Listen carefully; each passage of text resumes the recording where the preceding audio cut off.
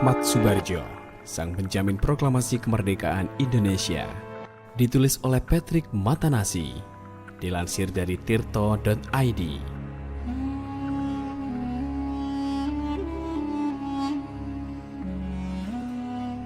Ketika Soekarno-Hatta diculik oleh para pemuda pada tanggal 16 Agustus 1945, seseorang bernama Sudiro segera melaporkannya kepada Mr. Ahmad Subardjo. Tuntutan para pemuda adalah agar Dwi Tunggal itu segera memproklamasikan kemerdekaan. Mereka tidak memberitahu tempat keduanya disembunyikan. Subardjo khawatir jika Soekarno-Hatta jatuh ke tangan Angkatan Darat Jepang. Jika itu terjadi, maka ia berharap kepada koneksi utamanya selama pendudukan Jepang, yakni Angkatan Laut Kekaisaran Jepang. Oleh karena itu, Laksmana Muda Tadashi Maeda pun diberitahu soal hilangnya kedua tokoh penting tersebut. Menurut Rudolf Mrazek dalam Syahrir Politik dan Pengasingan di Indonesia, Maeda beserta para stafnya punya visi yang tidak sekolot Angkatan Darat Jepang dalam politik pendudukan atas Pulau Jawa. Sementara Subardjo adalah orang kepercayaan Maeda dan pernah ditawari membentuk kantor penelitian di Jalan Perapatan nomor 60. Ia mengaku pernah tinggal di Jepang, dan di akhir masa pendudukan Jepang, ia dikenal sebagai pengelola asrama Indonesia Merdeka yang memiliki hubungan dengan para pemuda Indonesia terpelajar dan militan. Selain Subardjo, ada juga Wikana yang berjejaring dengan Tan Malaka. Selain mereka, meski ogah-ogahan berurusan dengan orang-orang Jepang, Sultan Syahrir pun pernah mengajar di asrama tersebut. Tempat itu cocok bagi para pemuda Indonesia yang tidak suka dengan Angkatan Darat Jepang yang kaku.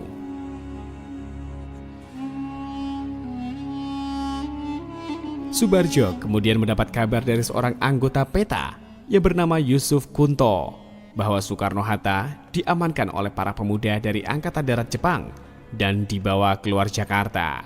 Sekitar pukul 4 sore, Subardjo, Sudiro, Yusuf Kunto, dan seorang supir segera pergi keluar kota mencari keberadaan Soekarno-Hatta. Mereka mengendarai mobil Skoda tua milik Subardjo yang bannya nyaris gundul. Mereka belum tahu pasti di mana kedua tokoh itu disembunyikan. Mulanya Subardjo menduga Soekarno-Hatta disembunyikan di Selah Bintana, Sukabumi.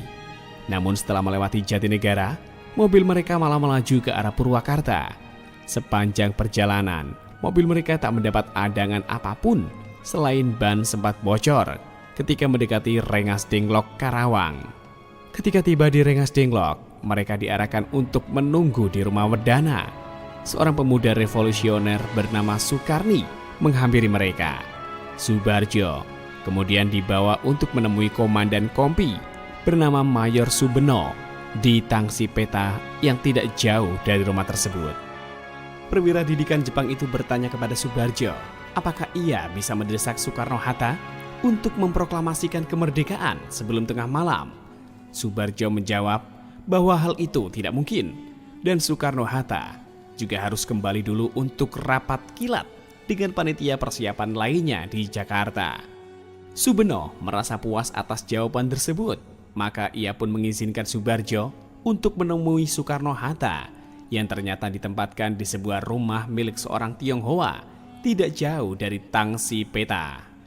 Subardjo dan rombongannya segera membawa Soekarno-Hatta ke Jakarta dan langsung rapat di rumah Laksmana Maeda. Esoknya, tanggal 17 Agustus 1945, menjelang siang, proklamasi kemerdekaan dibacakan.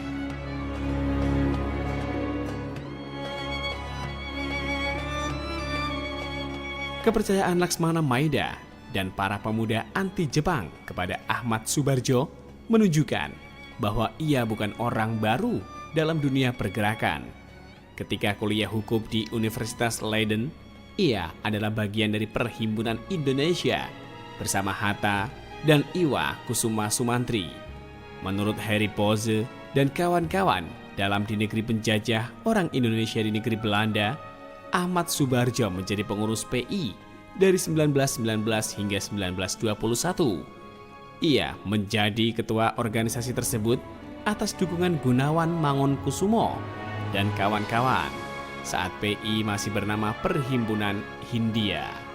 Ia sempat mengunjungi beberapa negara Eropa, termasuk Rusia. Tahun 1927, ia menjadi Liga Anti-Imperialis di Basel, Belgia. Lalu pada 1934, setahun setelah lulus kuliah hukum dan mendapat gelar Mr. in Reston, ia pulang ke Indonesia. Sebagai ahli hukum junior, Soebardjo sempat bekerja bersama Mr. Iskak Cokro Hadi Suryo. Tahun 1935, ia mendirikan kantor pengacara di Malang. Pada tahun yang sama, ia berangkat ke Jepang dan baru kembali lagi ke Indonesia pada tahun berikutnya.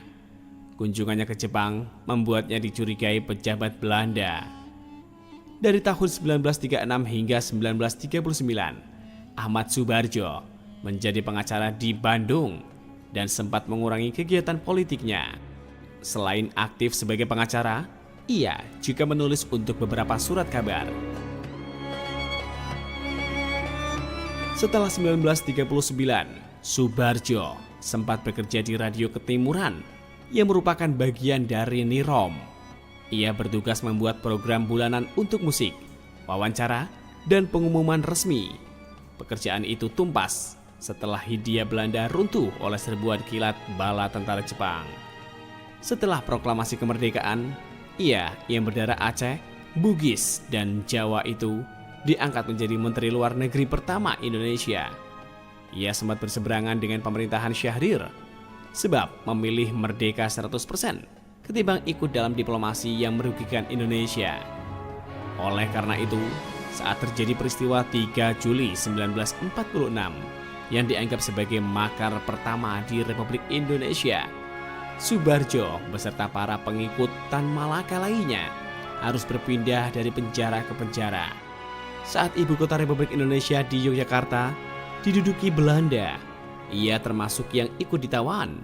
Tahun 1950, Soebardjo kembali menjadi Menteri Luar Negeri dalam kabinet yang dipimpin oleh Sukiman Suwiryo. Ketika usianya semakin sepuh, yakni dari tahun 1961 hingga 1965, lelaki kelahiran Teluk Jambe, Karawang, 23 Maret 1896 itu menjadi anggota Dewan Pertimbangan Agung. Sejak 1968, yakni ketika Orde Baru mulai berkuasa, Soebardjo menjadi profesor bidang sejarah konstitusi dan diplomasi.